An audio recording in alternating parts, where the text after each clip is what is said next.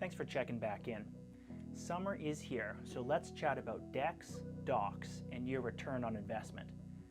There's been a bit of a trend since we've turned the corner from spring into summer here in 2020, and what we're seeing is a shift where customers have changed from renovating and upgrading their homes' interiors to constructing and renovating decks and docks. I'm receiving an increase in inquiries from companies looking to immediately implement new production lines to keep pace with market demands for decking material, particularly running softwoods and composites.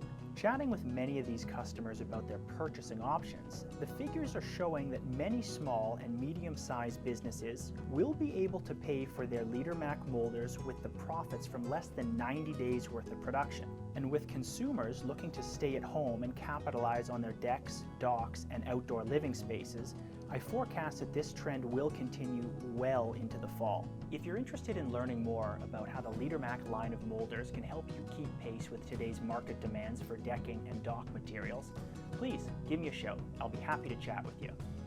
And I look forward to seeing you again soon.